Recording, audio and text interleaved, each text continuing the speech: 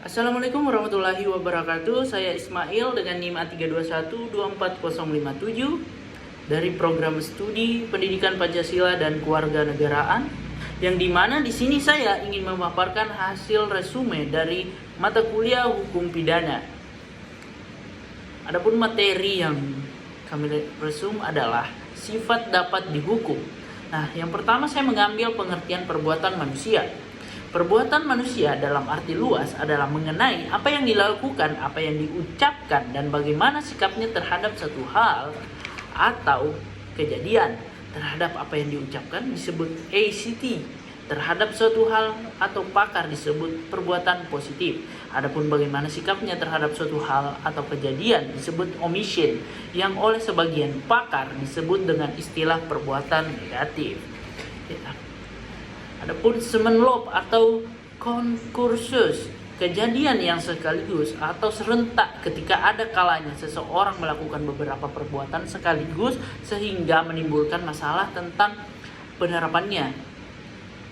Adapun 3 bentuk konkursus. Yang pertama ada konkursus idealis, terjadi apabila seseorang melakukan suatu perbuatan dan ternyata suatu perbuatan tersebut melanggar beberapa ketentuan hukum pidana. Yang kedua, konkursus realis, terjadi apabila seorang sekaligus merealisasikan beberapa perbuatan.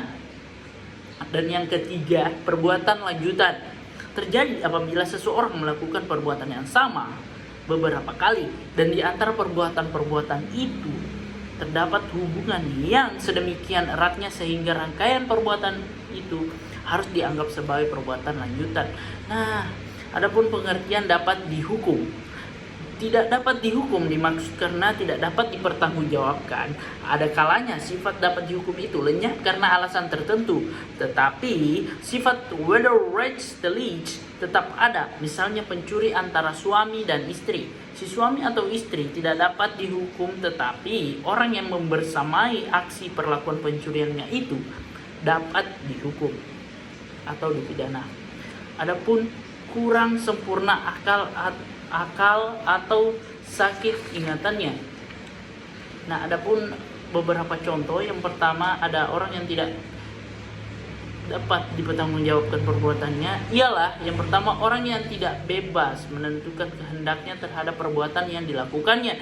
Yang kedua, orang yang keadaan jiwanya sedemikian rupa sehingga ia tidak dapat menginsafi bahwa perbuatannya tersebut terlarang dan juga tidak dapat menyadari akibat daripada perbuatannya. Yang pertama,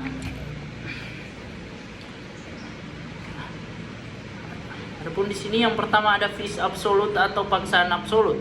Profesor Satoshi menjelaskan vis absolut adalah paksaan yang pada umumnya dilakukan dengan kekuatan tenaga manusia oleh orang lain. Dan yang kedua, vis compulsira atau paksaan relatif. Paksaan relatif yang paksaan yang kemungkinan dapat dielokkan walaupun secara perhitungan yang layak. Adapun yang terakhir, pasal 48 KUHP, tiada boleh dihukum barang siapa melakukan perbuatan karena terdorong oleh suatu keadaan memaksa. Baik, itulah hasil dari resume dari mata kuliah Hukum Pidana dari saya. Assalamualaikum warahmatullahi wabarakatuh.